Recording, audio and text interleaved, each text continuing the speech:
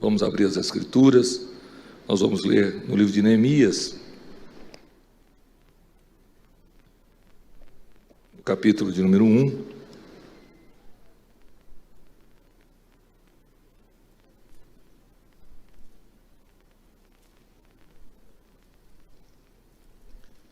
O livro de Neemias é composto por 13 capítulos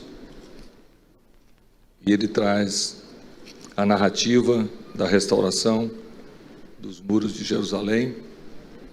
E no versículo de número 1, no capítulo de número 1, no versículo de número 4, está escrito assim: E sucedeu que, ouvindo eu estas palavras, assentei-me e chorei e lamentei por alguns dias, e estive jejuando e orando perante o Deus dos céus.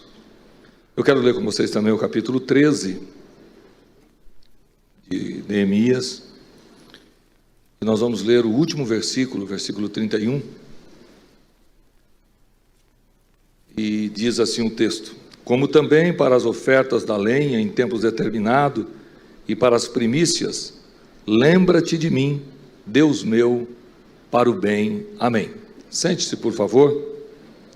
Eu quero trabalhar sobre o tema Aprendendo com Neemias, e eu fiz questão de ler o versículo 4 e o versículo 31 do capítulo 1 e do capítulo 13, porque uma das coisas para quem estuda e procura ler com atenção o livro de Neemias é que Neemias tem as características de um grande líder. Ele sabe influenciar, ele sabe conduzir, ele sabe dividir, mas apesar das características de liderança, ele começa o seu ministério orando, e o último versículo também ele está orando. E para mim esta é a grande falha das Assembleias de Deus no Brasil. A força da oração diminuiu muito na maioria dos lugares. Estivemos recebendo o pastor José Wellington Bezerra da Costa no templo sede, depois de 90 dias ausente, porque na sua luta contra a Covid-19, ele ficou hospitalizado por mais de 30 dias e ficou ausente da igreja por praticamente 90 dias. E ele levantou com uma bengala na mão, com um fisioterapeuta do seu lado, as pessoas lhe apoiando, ainda em recuperação, trouxe a sua saudação, e depois a irmã Marta Costa deu uma palavra de gratidão pelos irmãos que tinham orado, pelas pessoas que tinham intercedido, pela vida do pastor. Mas no seu testemunho, ela conta que naquele hospital que o pastor foi entubado, que o pastor com 86 anos sofreu a presença da morte, passou pelo vale da sombra da morte, que nos corredores do hospital houve um certo jeito de tratar o pastor diferente. Os enfermeiros, as faxineiras, os médicos, chamava o homem da marca nos joelhos.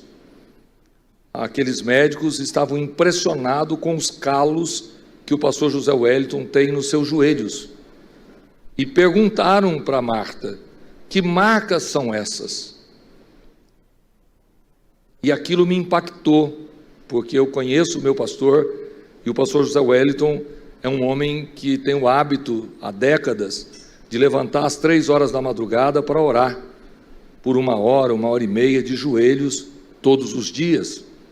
À madrugada ele busca o Senhor. E eu, ouvindo esse testemunho, eu me lembrei que muitos de nós, por motivos vários, estamos envolvidos no reino, mas não temos acesso à sala do rei.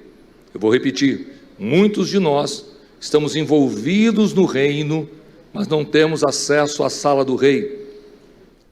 Os soldados, os militares, os trabalhadores que trabalhavam no reino de Davi, trabalhavam para Davi, mas não tinham acesso à sala de Davi. E muitos obreiros, infelizmente, estão trabalhando tempo integral para o reino de Deus, mas perderam o acesso à sala do rei. Este é o lugar que todo obreiro precisa ter acesso, ouvir direto de Deus o que Ele deseja para nossas vidas, para os nossos ministérios. Só teremos graça de Deus se pararmos de ser papagaio e imitar os outros e temos a autenticidade do nosso ministério. O meu ministério, o seu ministério é individual. Deus trata diferente com cada um de nós. E a correria, a carga do trabalho nos tira da presença de Deus. Eu vejo Neemias, vejo esse homem claramente impactado com a situação de Jerusalém, e quando ele ouve a situação, diz o versículo 4, que ele parou, e se você puder abrir a Bíblia, você vai ler de novo, e talvez vai fazer mais sentido agora.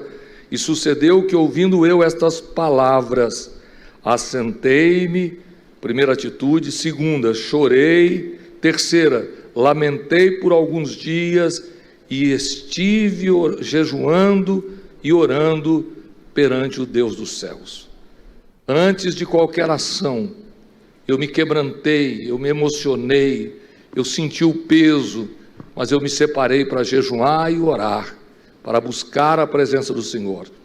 E se você tiver com a Bíblia aberta, no versículo de número 11, ele vai dizer: Ah, Senhor, estejam, pois, atentos os teus ouvidos à oração do teu servo e à oração dos teus servos que desejam temer o teu nome, e faze prosperar hoje o teu servo, e dai-lhe graça perante esse homem.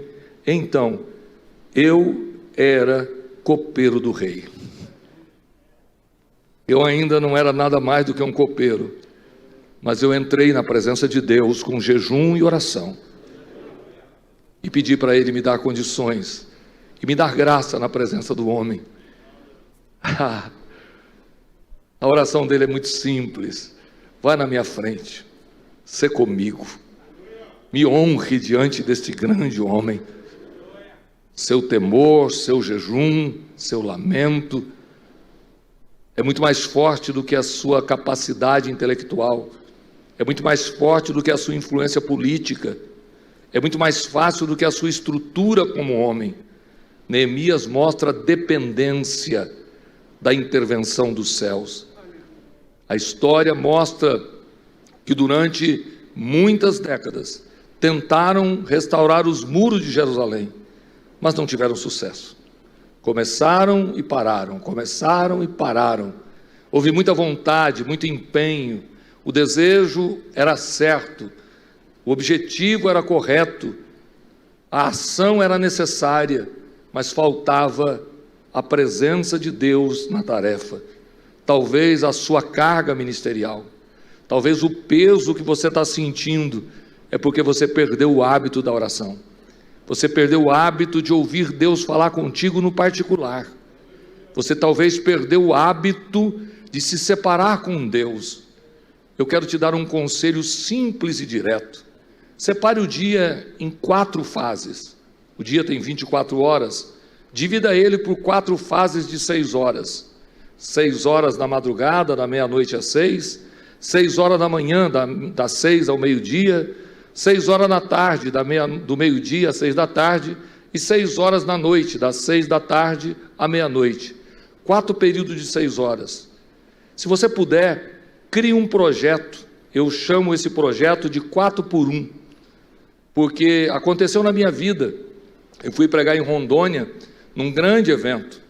Eu estava entusiasmado como pregador, e eu não sei se já aconteceu com os senhores, mas no início do ministério, é muito agradável assumir um compromisso para pregar num grande evento, e eu estava muito preocupado com aquele evento, passei a semana toda orando e me preparando para o trabalho, e chegou o dia da viagem, e eu fui para Rondônia, e não sei se todos conhecem o estado de Rondônia, mas para ir a alguns locais não tem voo, então você faz uma escala em Brasília, de Brasília até Porto Velho, ou alguma cidade próxima, e depois outro trajeto de carro. Resumo, saí bem cedo, cheguei 2 da tarde na cidade que eu ia pregar, me levaram para almoçar, eu almocei, conversamos e foi muito bom aquele momento de comunhão. Me levaram para o hotel, tomei um banho, peguei Bíblia, reedifiquei os esboços, acertei o sermão e já chegou a hora de ir para o culto, fui para o culto. Cheguei no culto, aquela oração rápida de Jesus abençoe esse culto, abençoe, já começou a cantar, e eu sentei, e eu preguei aquela noite. Deus me usou, foi algo muito lindo, a glória de Deus caiu, Jesus batizou com o Espírito Santo, e salvou algumas almas. E pós o culto, hoje tem uma brincadeira de selfie, os irmãos querem tirar uma foto com o pregador, querem tirar uma selfie. Eu sei que eu saí do templo, já era tarde, mais de 10 horas, fomos para uma churrascaria, que é um erro nosso, né? Fomos jantar depois do culto, e na janta conversamos, bababá. Resumo, cheguei no hotel, era quase meia-noite. Quando eu chego no hotel, eu fui parar para me preparar para dormir, e eu percebi que eu tinha passado 24 horas sem orar 5 minutos. Eu era o pregador, eu era o homem de Deus, eu era o ungido, mas eu não passei 5 minutos na presença de Deus durante 24 horas. E aquilo me assustou, porque eu disse, eu estou perdendo o hábito da oração. E eu fiz uma análise na minha vida. E eu então entendi que eu estava sendo engolido pelas tarefas, estava sendo tomado pelas obrigações. Minha intenção era boa, meu trabalho era sério, honesto, mas o primeiro lugar é a minha comunhão com Deus. Nada vale a pena se eu não tiver comunhão com os céus, se eu não tiver acesso ao trono. Aleluia. Orar é muito mais do que pedir, orar é ter comunhão. Naquele dia eu fiz um projeto e denominei ele 4x1. E todos os dias eu comecei a orar 4 períodos de 15 minutos. Eu disse, orando 15 minutos cada período, pelo menos 1 hora por dia eu oro. Eu nunca imaginei, pastor Paulo, que fosse tão difícil. Levantei algumas madrugadas, só o pó. Como é que você ora? Parece que o sono é maior. E o tal do celular me dá o cronômetro. E eu comecei a orar com um cronômetro. Várias vezes eu briguei com o cronômetro. Parece que ele está parado. Eu orei, e é 5 minutos. Eu digo, não é possível, esse negócio está parado. E orei de novo, 10 minutos. Eu percebi que eu estava me enganando a mim mesmo. Eu achava que orava, eu achava que tinha uma vida de oração, mas na verdade o meu tempo de oração era muito pequeno. E não há sucesso que dure, que perdure, sem Deus estar na frente. O sucesso sem a presença de Deus será fracasso no futuro, fracasso da sua família, fracasso da sua fé. Curve a tua cabeça e feche os seus olhos. Eu quero que você, com temor a Deus, diga, Senhor, eu quero voltar à prática da oração. Fale bem baixinho, Senhor, eu quero voltar à prática da oração. Porque se você orar, Deus vai trazer revelações para o seu ministério. Deus vai te trazer direção para as suas dúvidas. Deus vai trazer resposta para a sua vida. Ah, irmãos, eu tenho certeza que não sou só eu, mas muitos de nós estamos conduzindo a vida sem ter tempo para orar. Mas o ministério bem-sucedido, que tem duração, ele tem que ter tempo com Deus de oração. Glória a Deus. Vocês podem dar glória a Deus na reunião de obreiro aqui, pastor? Pode, né? Se puder, então, abra a boca aí, dê um brado de glória a Deus. Nós somos obreiros, mas somos pentecostais. Glória a Deus. É muito gostoso ouvir Deus falar de maneira clara aos nossos corações. E eu criei esse projeto há alguns anos e fui lutando com meus 4 períodos de 15 minutos. De manhã eu levanto e antes de trabalhar, antes de fazer qualquer coisa, eu separo com o projeto 2º período de oração. Orei o 2º período.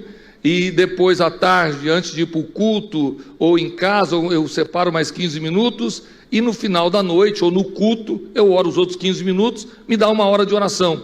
Então o projeto 4x1 me disciplinou a perceber o tempo que eu orava. E naturalmente, tudo é hábito, tudo é treino. Eu fui orando, e depois eu passei de 15 minutos para meia hora, depois de meia hora para 1 hora, e hoje eu consigo orar invariavelmente 3, 4 horas, todos os dias. Eu não tinha tempo de oração, e hoje eu consigo ficar, às vezes, 6 horas de joelho com Deus, alguns períodos de 2 horas, alguns períodos de 1 hora, e eu comecei a entender melhor a mim mesmo, entender melhor a minha esposa, entender melhor o meu ministério. Por quê? Eu comecei a praticar a oração como ministério, e isso foi me dando continuidade no meu chamado de oração. A intercessão, ela tem que ser parada porque se a igreja voltar a interceder, nós voltaremos a avançar com muita força. Os nossos pais na fé eram semi-analfabetos. Nossos pais na fé eram homens simples e humildes, voluntários, mas eles venciam de joelhos dobrados. Seu chamado precisa de oração. A primeira coisa que eu aprendo com Neemias é que ele começou orando e encerrou orando. Se você puder me acompanhar, eu quero falar também sobre liderança. Por quê? Neemias capítulo 2, versículos 6 e 7, está escrito assim: então o rei me disse, estando a rainha sentada junto a ele: quanto durará a viagem? Quando voltarás? E aprove ao rei enviar-me, apontando-lhe eu certo tempo. Disse mais ao rei: se o rei parece bem, deem-se-me cartas para os governadores da além do rio, para que me deem passagem até que chegue a Judá. Nesse texto bíblico, você vai perceber que um verdadeiro líder, ele sabe o que vai fazer, ele sabe como vai fazer. A indagação do rei é: quanto tempo dura essa viagem? Olha, preste bem atenção no versículo 6. Quanto durará a viagem? Quando você voltará? Ele tem a resposta na ponta da língua. Por quê? Ele vai na presença do rei, já sabendo o que vai fazer, quanto tempo ele leva para ir, quanto tempo ele leva para voltar. Se você pegar o versículo 7, ele vai dizer: e tem mais uma coisa, rei. Olha que interessante. Disse mais ao rei: se ao rei parece bem, deem-se-me cartas para os governadores da além do rio, para que me deem passagem até que chegue a Judá. Vai ter problema no caminho. Eu já estudei a região, não dá para sair direto, eu preciso de mais apoio. O grande erro da maioria dos ministérios é que você não sabe o que vai comer no Natal, você não sabe onde vai passar o dia de ano, você não tem projeto para o culto da virada, você não tem planos para o que você vai fazer na evangelização do do ano que vem, no mês de janeiro próximo. Você vai dirigindo o culto e vai acontecendo. Quem vai estar no culto hoje à noite? Qual foi o projeto de evangelismo que você implementou e qual o resultado que ele vai dar? Liderança não é só dirigir culto, vamos ouvir os irmãos, vamos ouvir as irmãs, vamos ouvir os jovens. Dirigir culto, até o novo convertido dirige. Muitas irmãs dirigem com mais graça do que alguns de nós. Ser líder é ter noção real do que Deus fará através de você. Você saber para onde você vai. Se você traçar um plano, Deus colocará as mãos, Deus te dará graça, Deus te dará apoio, mas você tem que saber. Aleluia, aleluia. Abra a boca e diga comigo aleluia. Abra a boca e diga aleluia. Isso significa louvado seja Deus. Um líder que sabe o que tem que ser feito. Isso me encanta em todo o ministério de Neemias. Ele sabe exatamente o que ele vai fazer. Nós estamos perdendo, irmãos, a expectativa do futuro. O Brasil está crescendo. Como vai ser pós-pandemia? Vai ter desemprego ou vai ter uma grande demanda pela grande repressão que teve? Como é que vai ser os cultos atuais sem máscara? Como é que vai ser os nossos eventos? Planeje, estude, busque entender o que vai acontecer. Tem uma palavra para o povo que tem estrutura total para que eles saibam que você sabe o que está falando. Não dá mais para ficar gritando: Jesus, filho de Davi, tem misericórdia de mim, e contar a história do cego Bartimeu sem aplicar o esboço. Pregar é muito mais do que repetir o que está escrito, é tirar de dentro do texto alguma coisa que ensina o povo. Se você quer ser líder, você pode aprender com Neemias, que ele começa orando, termina orando, mas ele sabe o que ele quer, sabe como vai chegar lá. Aleluia, aleluia. Abra a boca e diga aleluia. Oramacho, ramacando, oramacho, xarabacando, iamas. Aleluia. Levante a mão direita para os céus. O Senhor quer renovar o ministério de alguém aqui. Eu sou homem de Deus e tenho certeza do que eu estou dizendo. O Senhor quer trazer renovo. Ele te chamou. Ele tem um plano, Ele tem um projeto através da tua vida. Aleluia. O que você vai fazer é o que Deus determinou para que seja feito. Abra a tua boca e dê glória a Deus nessa reunião, porque o Senhor está dizendo: se você manter o nível de oração, e se você quiser criar projetos, Deus vai te dar graça e sabedoria. Um grande erro ministerial é pensar que o ministério é espiritual. O que é isso, pastor? Eu queria que você estivesse escrevendo, que fosse uma escola. Pastor Paulo, quando eu descobri isso, eu me assustei. Eu pensei que o ministério era espiritual. Aí para não ficar tão chocante, eu pensei que era só espiritual. Quanto mais eu orasse, quanto mais eu jejuasse, o milagre ia acontecer. Eu me lembro quando eu tive a primeira oportunidade para pregar, eu orei a semana toda, fiz 2 jejuns, e eu tinha certeza, porque Deus tinha falado através do dom da profecia, que Ele me levantaria e me colocaria entre os seus príncipes, e que me levaria aos 4 cantos da terra, e aquilo me encheu de vigor e de confiança, e eu orava e chorava, e passei muito tempo orando. Mas quando o irmão disse: vamos ouvir o irmão Joãozinho, não era nem João ainda, era Joãozinho, vamos ouvir o irmão Joãozinho, que eu levantei, irmãos. Eu tinha a expectativa que o Espírito Santo ia me tomar, e eu, como num filme de ficção, eu ia me transformar no grande pregador.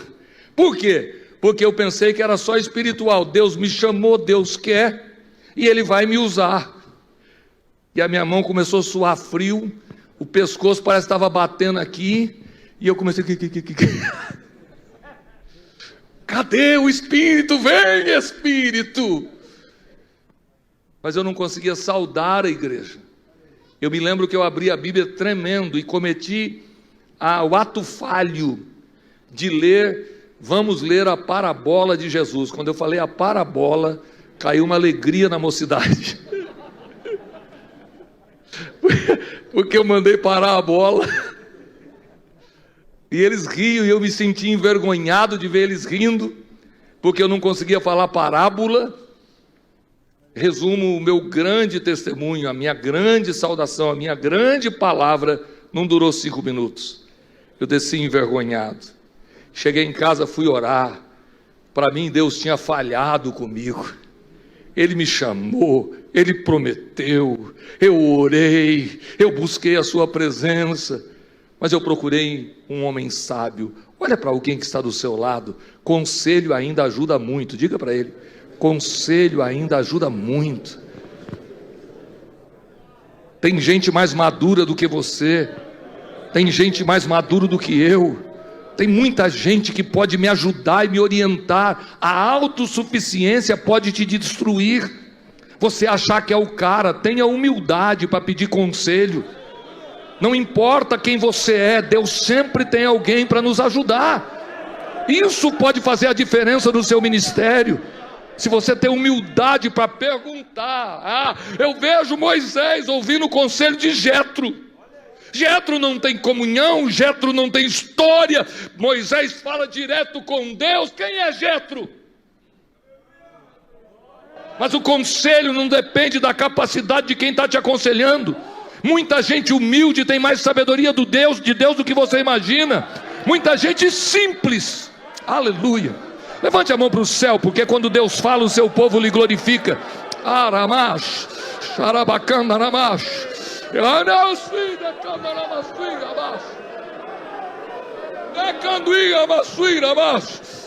Meus irmãos, eu sinto Deus. Eu vou deixar de lado o meu sermão e todo o meu conhecimento teológico para ser profeta de Deus nesta tarde aqui. Preste atenção no que eu vou lhe dizer. Você precisa encontrar conselheiros. A Bíblia diz que na multidão de conselheiros há sabedoria. Mas preste atenção, não é na multidão de palpiteiros. Você não precisa de palpite, de opinião de todo mundo. Você precisa de conselho. E não é qualquer um que dá conselho. Não peça conselho para todo mundo, que você vai expor a sua vida. Ore a Deus. para que Deus mostre quem pode ter sabedoria para te dar conselho, e Ele vai te orientar.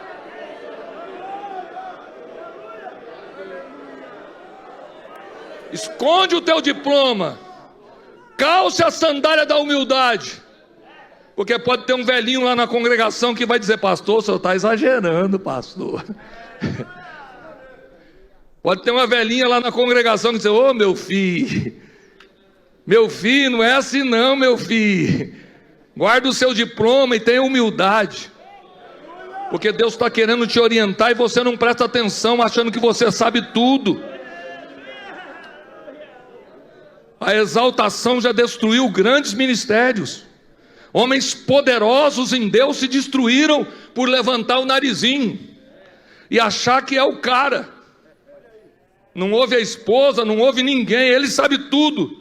E eu lá na minha juventude, Deus me orientou de maneira clara, e eu procurei o presbítero da igreja, o irmão Eloy, e disse para aquele presbítero: o que Deus fez comigo, eu chamava ele de pastor, o que Deus fez comigo, pastor. Ele começou a dar risada. Ele riu, eu disse: não ri não, irmão Eloy. Ele disse: ô meu filho, você pensou então que o Espírito Santo ia te revestir e você se tornaria um pregador? Eu disse: ele falou que vai me usar. E ele me ensinou: não é só espiritual não, meu filho, você precisa se preparar.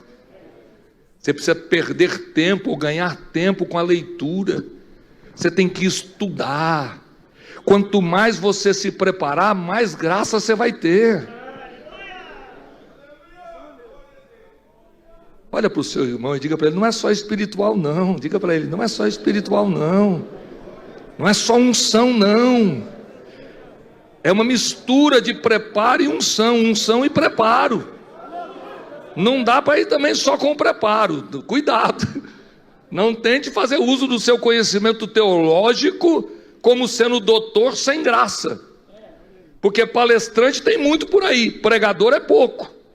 Eu vou repetir: palestrante tem muito por aí, mas pregador é pouco. Que você ouve e sente Deus, que você ouve e Deus muda. Palestra é muito bom, mas quando você se pôr a ser pregador, busque a graça de Deus, porque isso vai te ajudar muito. Então, voltando ao texto que eu estou lendo com os irmãos, você projeta e entende, não é só espiritual. Eu vou ter que me preparar, eu vou ter que estudar, eu vou ter que saber o que vai acontecer, porque isso vai fazer a diferença no seu chamado. Eu coloquei aqui também que um líder como Neemias mostra o que é um projeto inspirado por Deus. Vamos ler o capítulo 2 de Jeremias, versículo de número 12, eu preciso correr aqui. Preste atenção. E de noite me levantei, eu e poucos homens comigo, e não declarei a ninguém o que o meu Deus me pôs no coração para fazer em Jerusalém. Aleluia. Não havia comigo animal algum, senão aquele em que eu estava montado. Eu me separei com alguns amigos, eu me separei com alguns homens, separei a eles e não declarei a ninguém. Olha o que está escrito na sua Bíblia aí: o que o meu Deus me pôs no coração.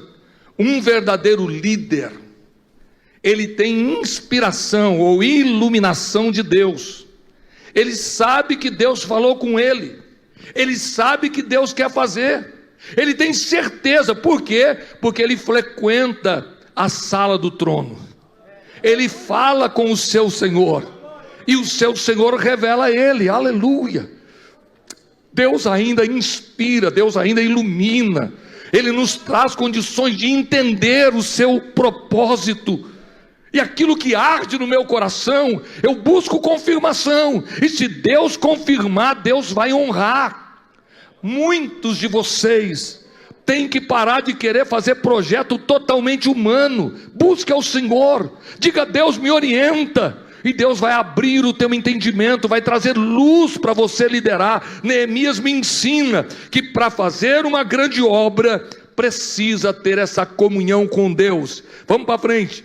Capítulo 4, eu aprendi aqui no capítulo 4, do versículo 10 ao 14, que um líder que inspira nobres, magistrados e todo o povo, olha só, Neemias é um líder que ele inspira, que ele traz luz, a não só para ele, mas para quem está em volta, verso 10 até o 14, então disse Judá, Já desfaleceram as forças dos acarretadores e o pó é muito, e nós não podemos edificar o muro. Disseram, porém, os nossos inimigos: nada saberão disso, nem verão, até que entremos no meio deles e o matemos, assim faremos cessar a obra.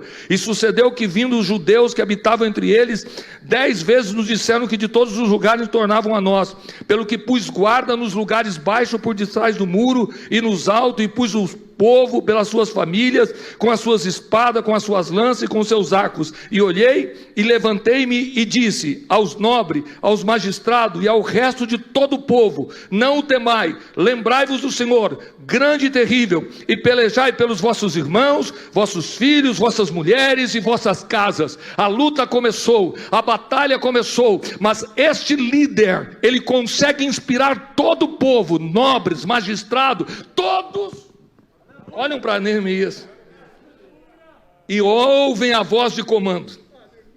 Meus irmãos, um líder cheio do Espírito Santo não tem doutor na nave da igreja que pense que ele é humilde. O doutor se curva porque vê nele liderança. Ele entra lá como major, como tenente-coronel, e vem ser diácono da igreja dando glória a Deus, porque ele olha para o líder e vê Deus na vida dele. Ah, você não entendeu? Se você tiver comunhão com os céus, você vai inspirar pessoas a lutar contigo, de todo o povo.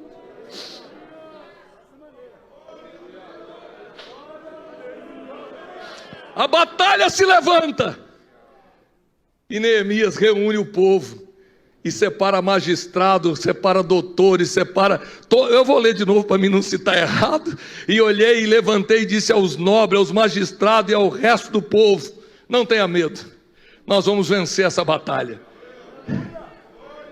Agora, o lindo do que eu vejo em Neemias, pastor Paulo, é que ele não é militar, ele é um copeiro. Ele não é sacerdote, ele é um copeiro. Mas ele é o homem que Deus escolheu. Ele tem estratégia de guerra, mesmo sem a estrutura de um militar. Por quê? Quando Deus chama, Deus capacita. Quando Jesus vai chamar os seus apóstolos, ele diz: vinde após mim e eu vos farei pescadores de homem.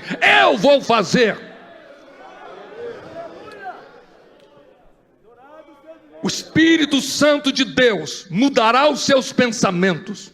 O Espírito Santo de Deus mudará a intenção do seu coração. O Espírito Santo de Deus mudará o desejo do seu coração. O Espírito Santo de Deus mudará os sonhos, os nossos projetos.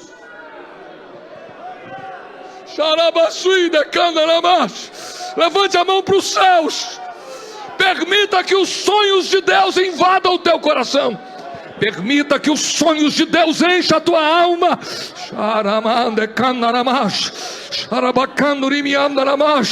Eu aprendo com Neemias.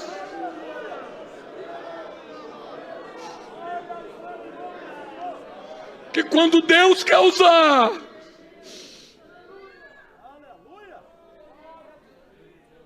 Deus pode fazer um copeiro se transformar num grande líder. Abra a Bíblia comigo, por favor, Neemias capítulo 6. Eu aprendi aqui no capítulo 6, versículo 2, que durante a caminhada de Neemias houve convites para distraí-lo. No entanto, independente da insistência de Sanbalate e Tobias, ele não mudou o seu foco. O que eu aprendo aqui? Eu vou ler com vocês. Que um líder inspirado por Deus não perde o foco. Vamos ler? Capítulo 6, versículo 2 até o 4.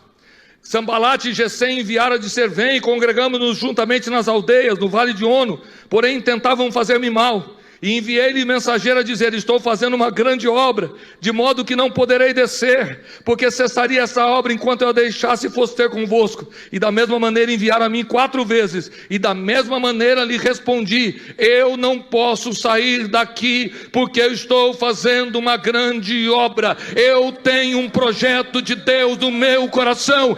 Eu vou fazer o que Deus me chamou para fazer. Eu estou fazendo uma grande obra. Um verdadeiro líder não perde o foco. Ele sabe o que Deus chamou ele para fazer. Curve a tua cabeça e fecha os teus olhos. Se eu sou homem de Deus, alguns de vocês serão nesta tarde tocados por Deus profundamente, porque o diabo está tentando distraí-lo, o diabo está tentando lhe dar cargas acima do que Deus tem para você. Mas nesta tarde eu quero que você, por favor, se você tiver humildade suficiente para entender a voz do altar, diga a Deus nesta hora: Deus, não permita que eu perca o foco. Abra a boca e ore: Deus, não permita que eu perca o foco. Deus tem um projeto, e esse projeto, Deus Deus escolheu você para realizar.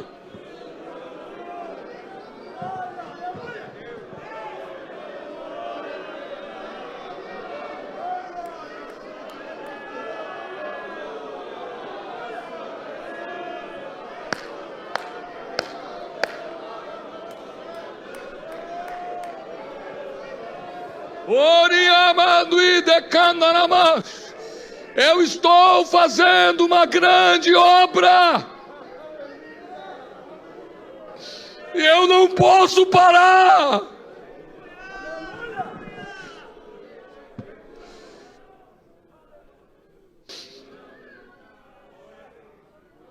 Olhe para mim dando glória a Deus.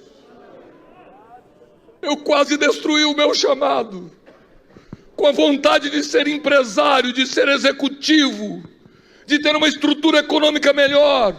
Eu quase afundei o meu ministério, tentando encontrar formas e meios de exercer o meu conhecimento administrativo, mas Deus me tirou de lá e disse: eu te chamei para o meu ministério. Qual é a obra que você está realizando? Qual é o projeto que Deus colocou nas tuas mãos? Se você perder o foco, você vai se tornar o especialista em quase tudo. O especialista em quase tudo não faz nada. Você pensa que está fazendo pedacinhos e pedacinhos. Você tem que ser capaz, você tem que ter estrutura naquilo que Deus lhe chamou para fazer. Se você foi chamado para ser diácono, seja o melhor diácono da sua congregação. Tenha graça, tenha autoridade. Seja como Estevão: eu sou diácono, mas sou cheio do Espírito Santo. É impressionante o número de presbíteros que não ora, que não prega, que não ensina, que senta no púlpito. Você não foi chamado para adornar o púlpito. Você foi separado para o ministério, para ser ministro de Deus. Você desejou isso. Eu queria ouvir alguém dar glória a Deus aqui, porque Deus quer renovar o teu ministério nesta tarde. Eu estou aprendendo com Neemias: se você tiver foco, Deus vai te dar graça.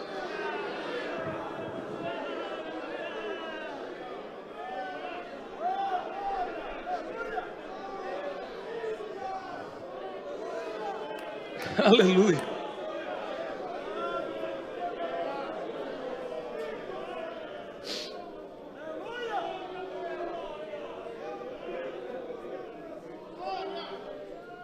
Eu quero nessa tarde agradecer demais a Deus por poder vos falar. Eu separei muita coisa aqui. Eu queria falar sobre a organização de Neemias, quando ele tem os seus documentos em mãos para poder fazer a obra. Falar sobre o início, meio e fim, do capítulo 2 ao versículo 5, capítulo 6, que Neemias mostra que quando se começa, tem que começar a enfrentar a dificuldade do começo, meio e fim. Separei para vocês aqui para falar sobre conhecer os melhores trabalhadores e o que fazem. Você vai perceber isso no capítulo 3, como Neemias, como líder de excelência, sabia quem eram os seus cooperadores, suas áreas de atuação, e sem esse conhecimento a nossa liderança se torna ineficaz. Que se você não souber o que cada um pode fazer, o talento de cada um, não basta simplesmente ser líder. Eu coloquei aqui no capítulo 5, do versículo 14 em diante, sobre as prioridades do projeto. Neemias foi um líder que priorizou o projeto de Deus e mantinha-se fiel a ele, mesmo depois de 12 anos. Deus me chamou para isso e eu vou terminar. No capítulo 6, ele me mostra que não basta levantar muro, tem que fechar as brechas. E quando eu li isso aqui, eu comecei a chorar, porque de nada adianta levantar muros altos se tiver brechas no seu ministério, no seu casamento, no seu chamado. Tem que levantar muro e tem que olhar se tem brecha. Fecha as brechas para que não haja nenhum tipo de avanço por esses lugares. Aleluia, aleluia, aleluia. Muitos muros são levantados, mas as brechas continuam. No capítulo 7, é um longo texto, mas mostra que Neemias consertou os portões, nomeou os porteiros, nomeou o governador, nomeou os cantores e direcionou como funcionaria. É um verdadeiro manual de liderança. Ele toma o copeiro vem e separa cada um na sua função, restaura os portões, restaura todo o trabalho e nomeia cada um em cada lugar. Ele mostra também no capítulo 7, versículo 5, que a busca de direção de Deus é uma marca de Neemias. Quando ele tem uma dificuldade, ele volta à oração para que Deus lhe inspire e mostre. Capítulo 7, versículo 5. Agora, no capítulo 7 adiante, irmãos, preste atenção nesses números. Eu vou ser bem rápido, mas é importante que você ouça, porque ele chega a ser exaustivo, mas me encanta, porque me perdoe, esse cara, Neemias, é um copeiro. Olha o que diz no capítulo 7, é o seguinte: ele separou os filhos de Parós, 2.172, os filhos de Cefatias, 372, os filhos de Ará, 652, os filhos de Paate Moabe, 2.818, os filhos de Elão, 1.254, os filhos de Satu, 845, os filhos de Zacai, 760, os filhos de Binuiu, 648, os filhos de Benbai, 628, os filhos de Azagate, 2.322, e em suma, ele vai separando filho por filho de cada tribo, ao ponto de colocar aqui que os homens de Bet-Azemave era só 42. Ele consegue numerar um por um, mas ele faz mais do que isso. Ele separa os sacerdotes, os filhos de Gedaías, da casa de Jesua, são 973, os filhos de Imer, sacerdote também, 1052, os filhos de Passur, também sacerdote, 1247, os filhos de Arim, 1017, ele separa os levitas, os filhos de Jesua, Cadmiel, dos filhos de Odeva, 74, os cantores, os filhos de Asaf, 148, os porteiros, ele separa o nome pelos filhos de Salum, filho de Ater, filho de Tamon, filho de Acube, filho de Aitaia, filho de Sobaia, 138, ele separa também todos os servidores do templo e os filhos dos servos de Salomão, 392, ele separa os que puderam provar sua paternidade, 642, e aí ele passa a régua e eu fui somar 42.360 pessoas, 42.360 pessoas. Por que eu fiz esse relato? E eu queria ter isso apostilado para você ver. Não basta ser espiritual, você tem que saber o que você está governando. Tem gente que cuida de uma congregação com 30 crentes e não conhece ninguém, não sabe quem é quem, não conhece ninguém. Você pode pastorear 500, 300, 200, 1000, mas você tem que saber a sua função. Se você é diácono, você merece ou precisa conhecer melhor as coisas que você faz como diácono. Esses dias eu apresentei o manual do diácono. O manual do diácono é uma obra da CPAD. Sabe por quê? Porque tem muito diácono que não sabe porque ele é diácono. Tem muito presbítero que não sabe para que serve a função de presbítero. Você precisa olhar para Neemias e perceber que um simples copeiro pode se transformar num grande estrategista. Se ele orar, se ele buscar a Deus, se ele tiver foco, se ele fechar as brechas, Deus vai dar graça para ele poder fazer o trabalho. Agora, o interessante no capítulo 7 é que ele separa os escravos e escravas. 7.337 pessoas são escravos e escravas. Ele separa de maneira tão simples a montaria. Quantos cavalos? 736. Quantas mulas? 245. Quantos camelos? 435. Quantos jumentos? Tem jumento demais, né? 6.720.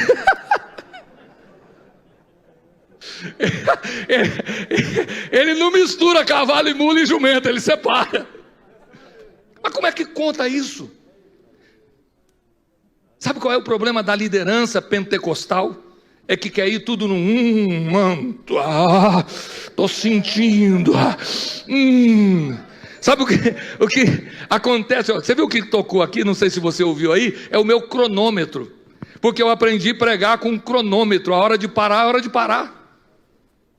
Sabe qual é o problema seu?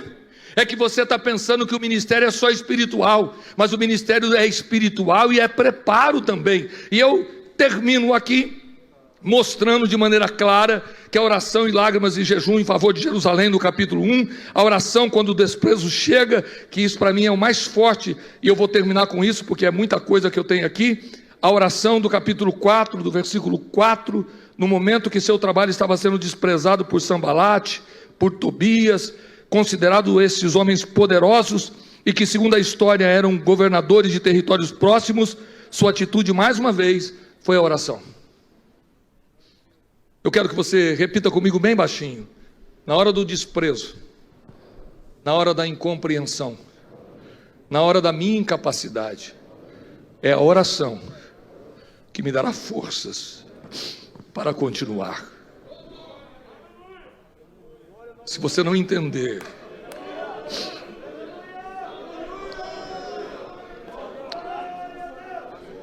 que cada um de nós que estamos aqui, um momento ou outro seremos menosprezados. Em um relato psicológico, em algum momento do nosso ministério, nós nos desprezaremos. Sentiremos vergonha de quem somos. Sentiremos vergonha do que fazemos. Há uma arma do diabo muito poderosa. É o desprezo. É o menosprezo. É te fazer sentir um lixo. E muitas vezes você vai se sentir incapaz, sem condições. Mas eu quero te deixar uma palavra do coração de Deus.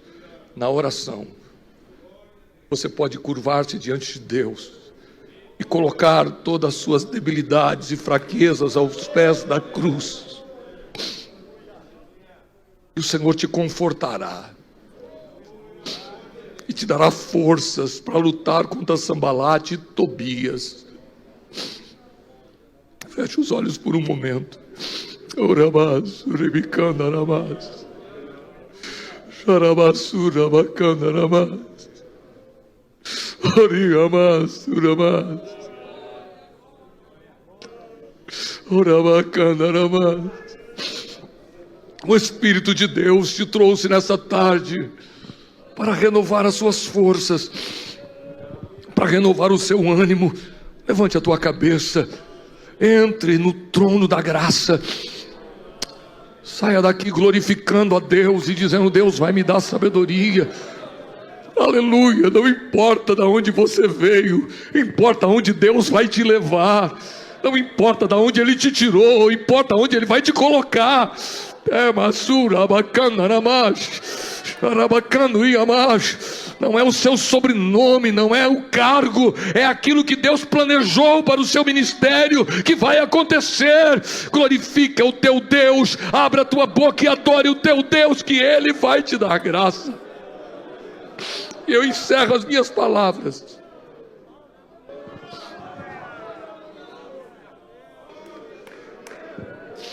Oh, aleluia. Oramando e amacando e amando.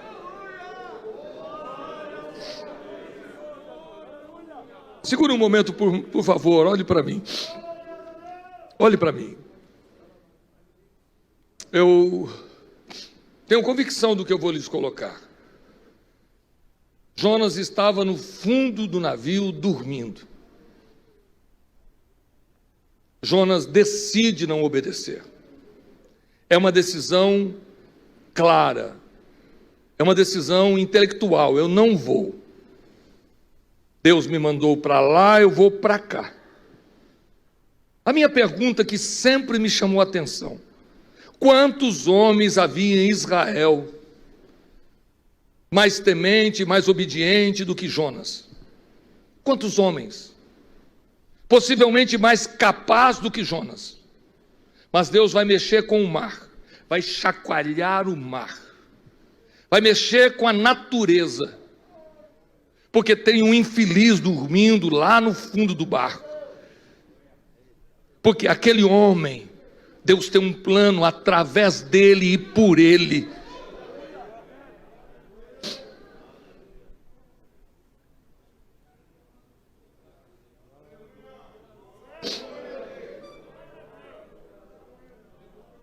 Um homem e uma mulher que não cumpre o propósito de Deus na sua vida nunca será pleno. Você nunca será feliz se você não cumprir o que Deus propôs para a sua vida. Se humilhe e obedeça, porque o que Deus pôs na tua mão para fazer, Ele vai fazer.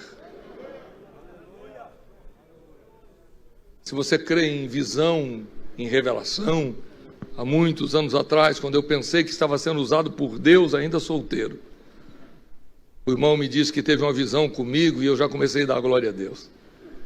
E ele me disse: eu vi quando Deus pegava você na palma da mão.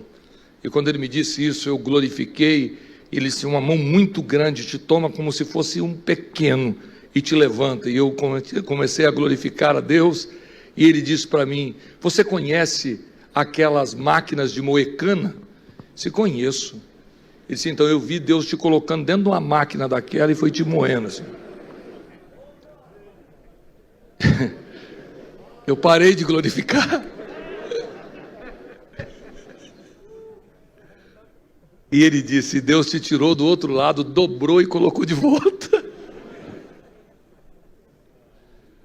Aí ele olhou para mim e disse: Deus vai tratar com você, mas Ele vai fazer o que Ele projetou, seja fiel. Eu quero orar com vocês. Fique em pé, dando glória a Deus e aleluia. Aleluia.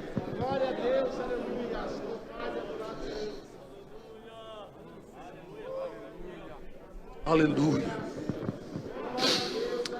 Eu quero que você ache um ou dois obreiros para dizer para ele, se for preciso, ele vai te quebrar, mas ele vai fazer.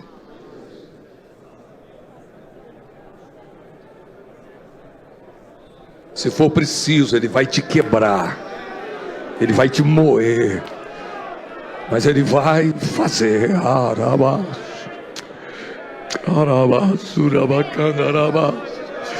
Oh, levante a mão e dê glória a Deus.